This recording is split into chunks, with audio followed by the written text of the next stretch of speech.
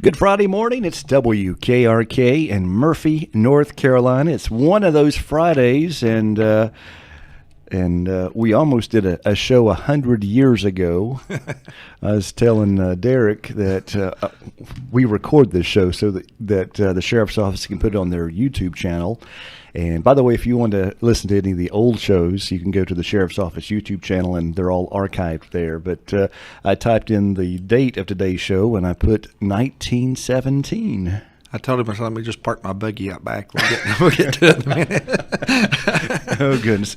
Well, good morning, Sheriff. How are you? I'm doing well. Doing well this morning. Fun, exciting week? It's been a busy week. A lot of meetings this week, a lot of different events. Halloween week, went to the school board session last night, I don't necessarily it was the school board session, but a school meeting last night. It was a meeting last night to get input from the community about how the school, the future of our Cherokee County schools. Right. There was talk about consolidation. There was talk about leaving things as is, and there's talk about finding money to pay for things as is, or even 1, 2, or 3 high schools, and a different mixture of how to fund the future of our schools. Because anybody who wants to watch that meeting, you can go to WKRK's Facebook page. It's a 2-hour meeting. It was a little warm in there too. Got a little hot. You can go to our Facebook page and click on the videos tab, and you can watch that meeting and find out for yourself. And they'll have more listening sessions. And before I know decisions. that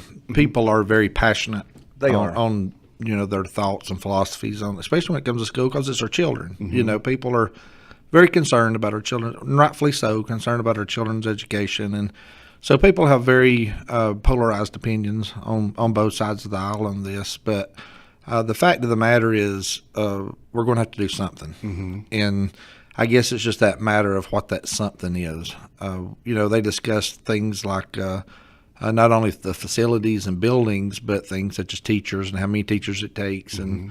And Dr. Conley did an excellent presentation on how many lunches are served in the day, and how many breakfasts and how many miles the buses run. And but one of the things on that a lot of people I don't think realized was the fact that we have 13 campuses and only 4 resource officers, and so they can't be everywhere at the same time. And so people get frustrated when crime happens on a campus, or a fight happens, or something happens, and there's not a resource officer there. And like I say, they travel all over the place, to school, trying to take care of different issues and different needs there. And it's hard for them to be at a location when something happens. Yeah, you just can't plan when a fight's going to break out or criminal activity is going to happen at school. Right. So you just have to share the resources that you have. And everyone does want all these services, but the money has to come from somewhere to pay for it. Yeah, it has to come from somewhere. And I do want to say this, because we talked a little bit last week about county salaries and about budget monies and different things the county does. And we talked about, where we're at on our salary list and not being about 10 years behind where we need to be. But one thing I do want to say is that I don't, and I think I mentioned this last week, I don't envy our commission board at all, because they have a tremendous task in front of them. They have hard decisions they have to make, and hard decisions they have to come up with as far as how to pay for these things. One of the things that was talked about last night was, worst case scenario, rebuilding everything, building the high schools we need, building the elementary schools, and doing the things we need from scratch, comes with a price tag of approximately anywhere from $150 to $180 million. Well, I don't know if you looked at the county budget lately, but I don't think there's $180 million just sitting around somewhere waiting to be spent. So, and I don't think either one of us can donate that. I think my donation is not even going to be a blimp on the radar for that. But the fact of the matter is, whatever projects they decide to do, whether it's building new buildings from scratch, consolidation, fixing what we have, repairing roofs and buildings, and all those things that we currently have, and staying with the model that we have, is still going to take tens of millions of dollars to do anything. Mm-hmm. And so we have to do something. And when the school board approves whatever plan it is that they want to proceed with, then it comes to the commission board, and the commission board is going to have to decide where that money is going to come from, and how much the commission board is willing to put into this. There is that misconception that the federal government or the state government will build these schools when you want to build them. That money, facilities and maintenance, comes out of our county budget. It doesn't come out of state budget or federal budget. And like I say, go back and watch the video, because I'm not on a school board. I'm not advocating for anything one way or another, but they did an excellent job explaining on grant fundings and different things that are possible out there. But even with the monies you can get from the state, it's still just a scratch on what it's going to take to solve our issues and our problems here. And when you compound county salaries and you compound county projects and all the other things that we need to do in Cherokee County, that's a huge bill that the commission board has to decide what takes priority and where that money is going to come from. And so, we're quick to, and I have been myself, are quick to jump on our commissioners and are quick to complain and are quick to say all these things. But, if you sit down and talk with our commissioners and talk about the predicaments they're in and where they have to make decisions, it kind of opens your eyes a little bit at what they're going through and what they have to decide out there. So I think before we're quick to judge and gripe and complain about what we're doing, at least sit down and let's get the facts. And I asked the people, what would you do? If you're in that position, what decision would you make? And it's not that easy when you're wearing the shoes. Yeah, I was impressed with Dr. Conley's presentation there.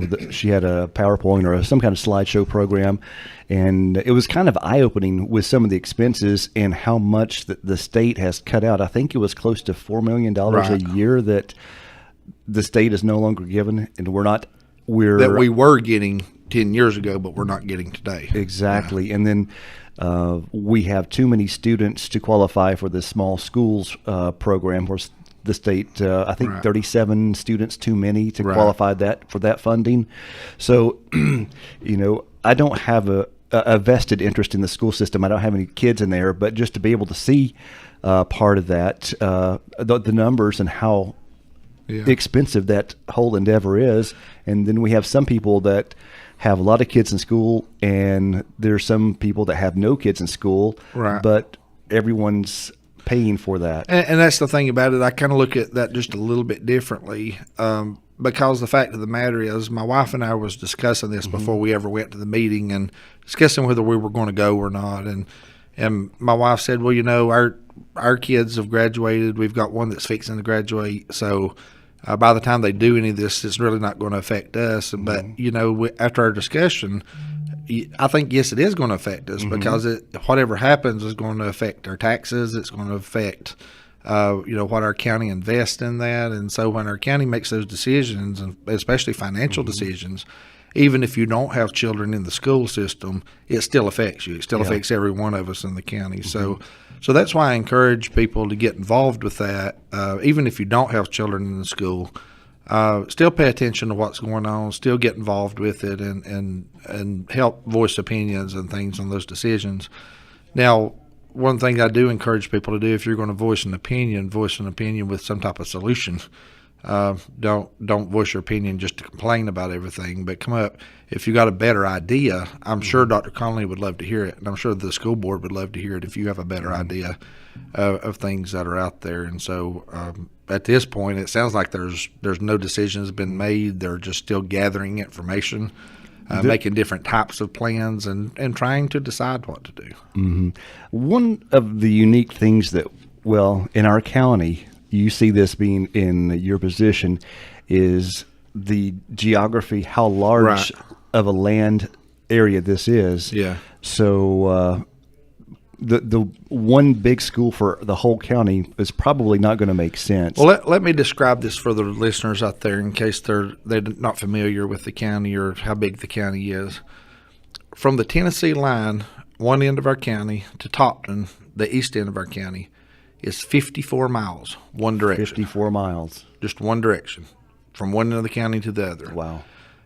If you are at Topton and you decide to go 54 miles in the other direction, you're out past Cherokee and almost to Silva in 54 miles. So you thinking about that, you're out past Swain, out past Cherokee, almost to Silva. That's how long it takes to drive the other direction, to get from one end of the county to the other. I was at the office one day and had a meeting in Unaka at the community center down there, and I decided I'm going to leave the sheriff's office and I'm going to drive to Unaka Community Center, and not speed, not burn the road up, but not drive slow either. I'm going to get there at a pretty swift pace and see how long it takes to get there. And from my office here in Murphy to Unaka Community Center, it took me 35 minutes. 35 minutes To get to Unaka Community Center. What people don't understand is even at Unaka, that taking 35 minutes to get there are still hundreds of miles of roads past that. Right. And so when you get in the north end of the county, you've got all that Unaka, Violet area, Copper Creek, and all that down in there, back around to the backside of Hiwassee Dam, Pack Mountain, Schuler Mountain, all those roads back in through there. And so if you're living in those areas, and sometimes we don't think about this, we think about Cherokee County as Murphy and Andrews and Marble, and Peachtree and Martins Creek. And we kind of think about the Texana community and Hanging Dog, and then we kind of think about out toward Ranger. And that's kind of what we think about Cherokee County. But what we don't realize is for law enforcement, especially, or medics or fire, you're looking at, if you're leaving the Murphy area to go to Violet, Unaka, Schuler's Creek, those areas down in there, if you've got an emergency happen, it could take 40 to 45 minutes driving as fast as you can with blue lights and siren to get there. And 45 minutes is a long time when bad things are happening. So that's why we keep going back to the commission board and we keep advocating for more people and more patrol and more officers out there, for the fact of those people that live in those outlying areas in Wolf Creek and Pack Mountain and Violet and Unaka, Hiwassee Dam area. Those people are deserving of emergency services just as much as the people who live in Murphy or Peachtree or Martins Creek. And so they deserve a quick response time down there in those areas. So we do everything we can to try to get to those areas and stay to those areas. But with the call volume that we have about 3,000 calls a month that comes in through 911. And so it's hard to leave your high call volume areas to get down to these outer line places where you don't have a whole lot of calls. Right.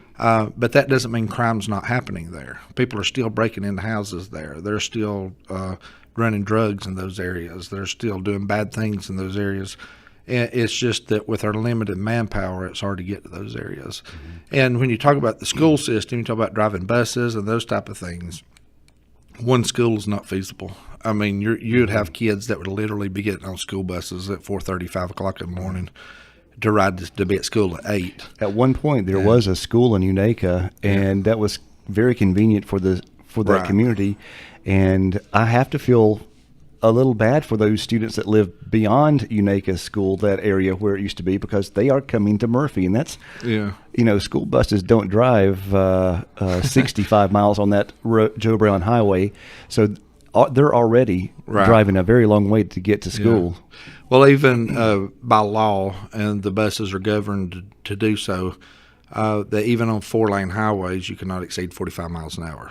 So that's why the school buses are driving so slow on the 4 lanes when you get there, because that's the speed limit for buses. That's the law for buses. I knew they were governed. I didn't realize it was 45. Yeah, and so you can't get beyond that or you're speeding. Now, activity buses can do the speed limit, but not yellow buses. Yellow buses have to be at 45 miles an hour. That's, that takes a long time when you're making stops and you're stopping at houses and you're picking up kids. From the time your first kid gets on the bus till the time the last kid gets on the bus till you get to school, it's a long time for a lot of those kids. I grew up just outside of Murphy here in the Tomatla community, on the backside of the river there at Tomatla, not far, just about it's about a mile or so from where the casino's built now. But when I would ride a bus of the evening from Murphy Elementary School when I was in elementary, it would take me an hour and a half to get home. Just because of the route. I was at the end of the route. And it's stop and go, stop and go. Right. And so you had to make all these routes through Pleasant Valley, through Tomatla, through all that. And as it come down the backside of the river, I was one of the very last stops.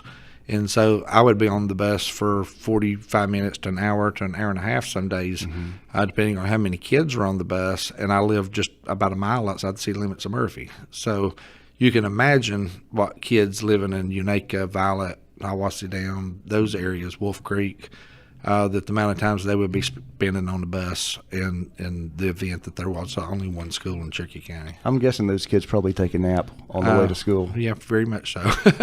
I drove a school bus when I worked for the school system, and mornings were always good. You never had any trouble on the school bus of a morning. Mm-hmm. It was always the evenings that you had trouble because everybody was asleep of a morning. Yeah. But I know whatever decision gets made, it's not going to be an easy one. Right. Because you do have to balance out what people want and need in the school system and then what, on the other hand, can be afforded and paid for. Well, and the thing, too, is as they're making those decisions, you also got to think about, the security and the law enforcement aspect of that because – like we said, there is an issue now already with having only 4 resource officers in so many schools. So as the deputies are out during the day in the county, we try to have them go by the schools and check on the schools and things of that nature when they can. And then the cities, I know Murphy Police Department, Andrews Police Department tries to check on the schools in their cities. But sometimes that's not feasible. Sometimes that's not possible. We literally have deputies that come on duty of a day and are running calls all day long back to back to back, and don't have time to stop and just go into a business or go to a store or go to a school. And so that's not always feasible to do that. We always help the schools every chance we get, and when resource officers are tied up, they'll call for help, and we'll answer calls at the schools just like we would anywhere else. But you got to look at that security aspect. And if you put, let's just say you did do 2 high schools and you had 1,500 kids in each school, is 1 or 2 resource officers enough for 1,500 kids in each school? So you'd have to look at the security aspect of that and how many officers you would need and where those schools would be located for response times and the nursing situation, having nurses in schools and all those kind of things. So there's just a whole lot of factors that play into this that your average citizen just doesn't think about when they're thinking about keep a school or don't keep a school or build new ones or keep what you got. There's a lot of little factors that go into those things.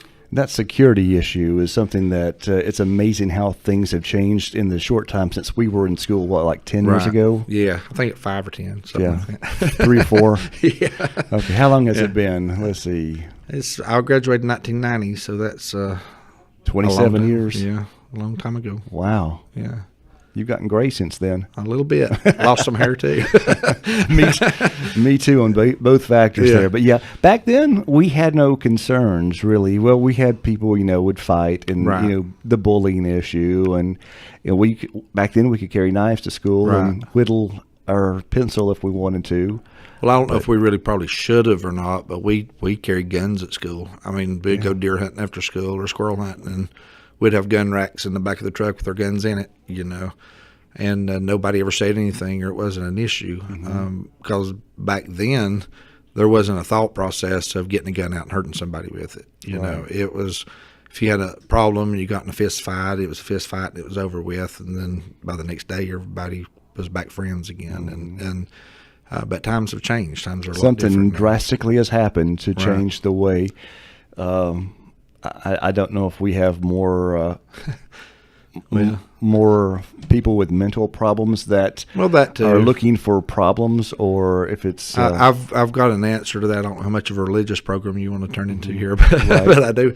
But if you think about it honestly, when you think about the security aspect and the legal issues and how things have changed, when you look back at when we started taking prayer out of school, and we started saying we don't want God involved, and we started saying that there's no place for Christianity in the school system, and we start saying that God's not involved in the government, all those kind of things. That's when you started seeing our country take a turn, take a change. And there's a lot of other issues, that we could talk about on religious issues, but it just seems like when those decisions were made that things become going downhill after that.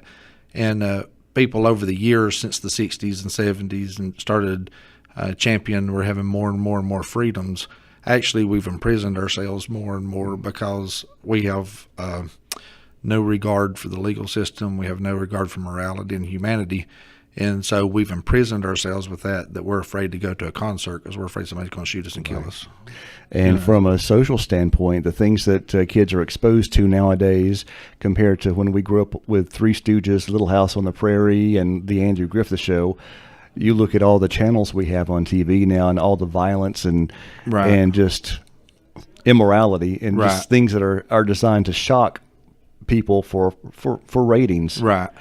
So we didn't have all that back in our time. Well, one thing I do want to say that too about when you talk about, you know, the mass shooter situation and people out here in mental situations and all that. I want to preface what I'm about to say with this statement, and I hope everybody will listen to what I'm saying. I am not saying that video games cause violence. That's not what I'm saying. Mm-hmm. But what I am saying is, with the graphic video games there is out there, and with the things that's happening and that's going on in these video games where you get rewarded for selling drugs, and you get rewarded for killing people, and you get rewarded for shooting the police, and when you do that on these video games, there's graphic images of bodies exploding and blood and guts and gore and all that.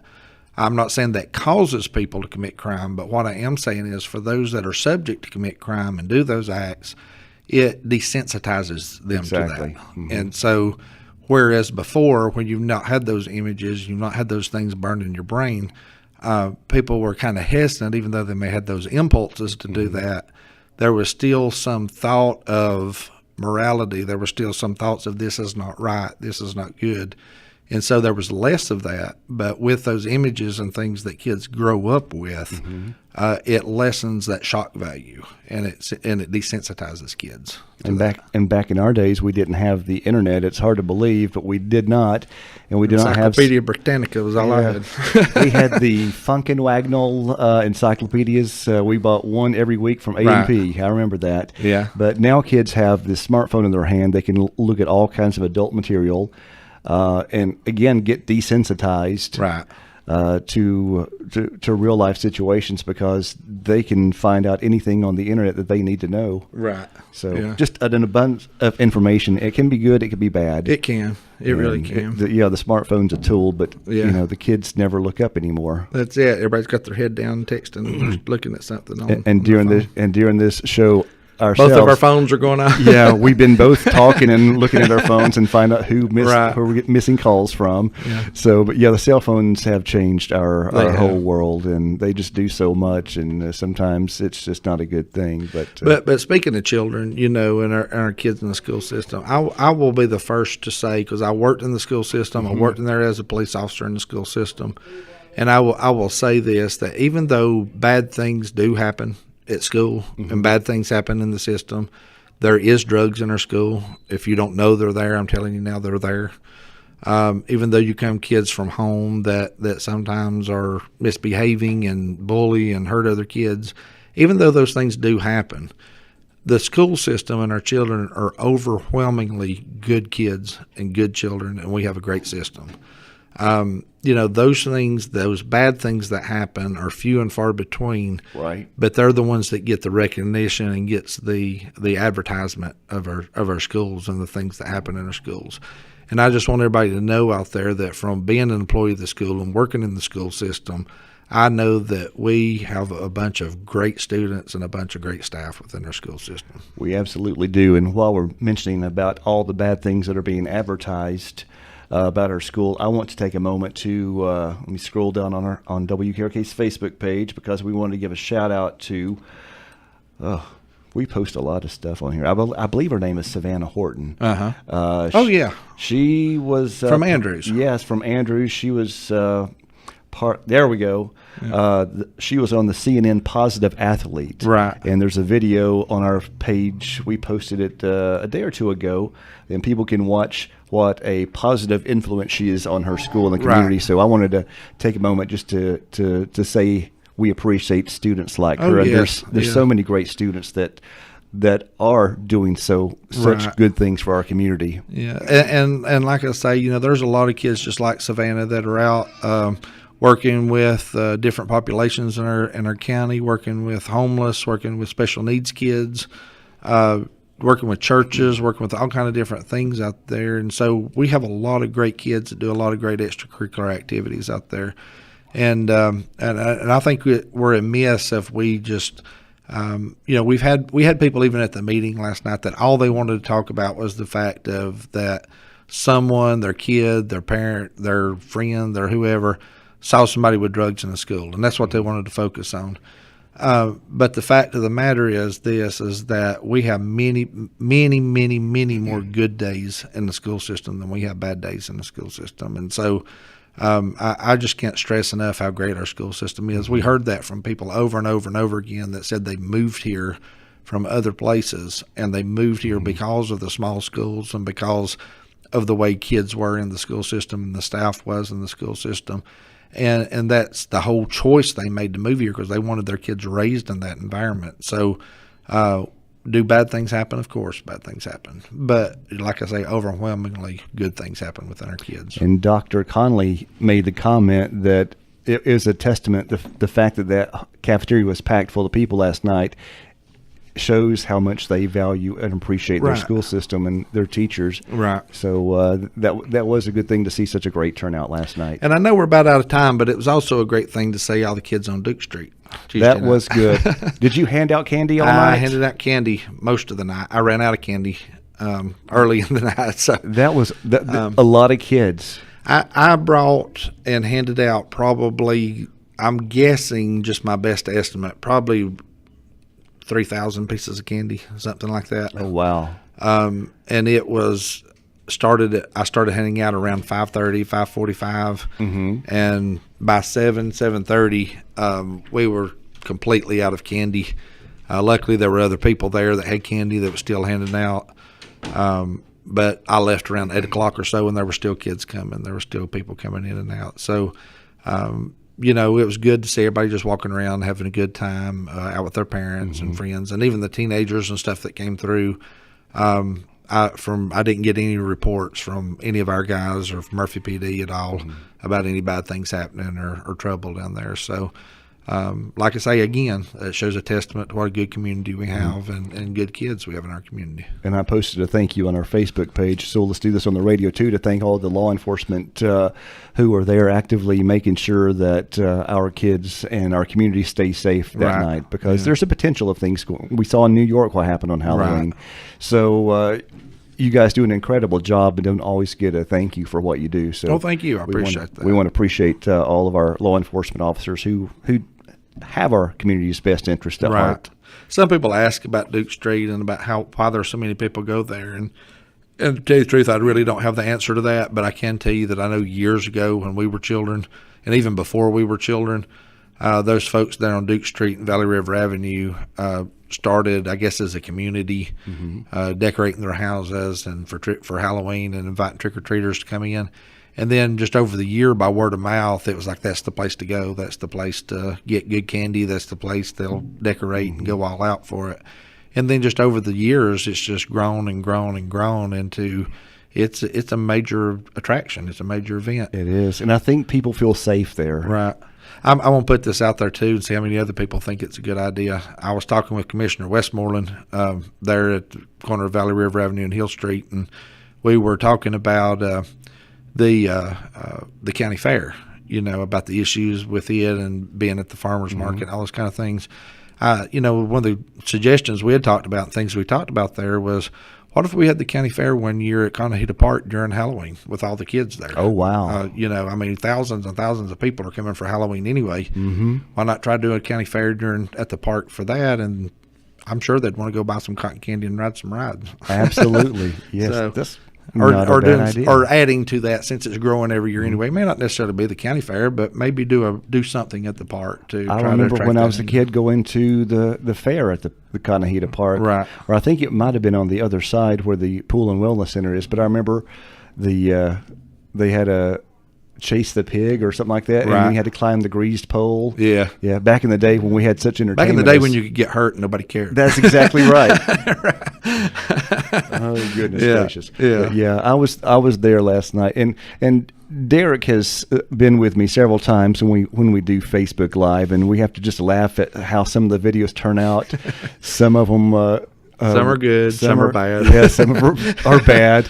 And even though I was doing Facebook Live, holding my phone in the correct position on Halloween, trying to capture everybody walking up and down Duke Street, for some reason when I flipped the phone back away from my face, it turned it sideways. So to watch it at home, I just turned my laptop on the side, and so I watched it upright that way. But I think if you do this Facebook Live for about another 5-10 years, you might get it figured out. One of these days. And for some reason, Derek's car seems like the haunted car. It is. If he gets around it, nothing works. If I get around Derek's car, just count on the Facebook Live skipping or losing data.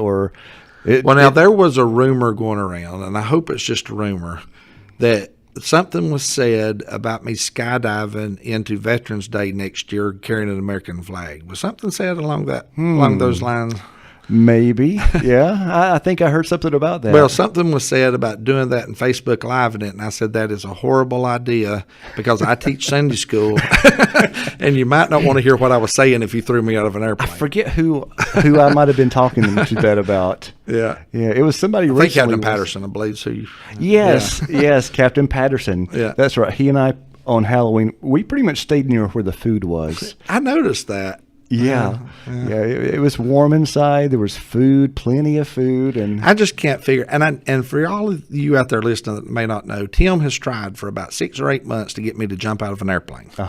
So I'm not sure if he's trying to off me before I get reelected, or what he's trying to do. But I see no reason to jump out of a perfectly good airplane. I have no reason for that. I think it would draw a huge crowd. It would probably draw a huge crowd, and. Yeah, it would be a good Facebook Live post, too. I think when we do Facebook Live, I'll be filming, and the title will he make it? There you go. Well, probably not. I'll just put it that way. It will be an interesting endeavor, and can't wait to see that happen. Well, you may have to wait a while. I think I can say. All right. Is there anything else we need to discuss on our show today? I don't think so. I just want to tell everybody, once again, I appreciate your support. I appreciate what people do for us and for the sheriff's office and your encouragement. I think 2 or 3 times this past week, I know of at least twice, I think 3 times this past week, I went through drive-thrus just in a hurry, trying to grab something, get back to another meeting, whatever. And I get up to the window, and whoever was at the window would say, "Whoever was in front of you paid for your meal. You don't know us anything." So it's good just to have people in our community that thinks enough of you to do things like that. And we get calls every day on a daily basis, and emails and Facebooks of people just thanking us for the job we're doing and what the difference they see in the county and what they see out there. And so I just want to thank people for that encouragement and that support. And, in law enforcement, as you can imagine, especially being the sheriff, there are bad days. There are days that things don't go right. There's days that people make mistakes. There's days that I make mistakes. And sometimes you wonder, are you doing the right thing? Is it worth it? Kind of attitude. And then those encouragements and those things come along, and it just gives you the strength to keep going and doing what you need to do. So I just want to thank everybody out there for doing that. All right. Thank you very much, Sheriff. And again, as we mentioned about the school board video last night, you can go to WKRK's Facebook page, click on the videos tab, and that video turned out pretty decent. There were a couple of times where my camera had a mind of its own and sort of flopping up and down, and but also the Halloween one's there too. It is a bad video, but but you can go there and watch it anyway. Right. So it's WKRK 105.5 FM, 1320 AM, cable TV channel 25, worldwide at country.am. Stay tuned for Pastor Odd Brown coming up shortly, right here on WKRK.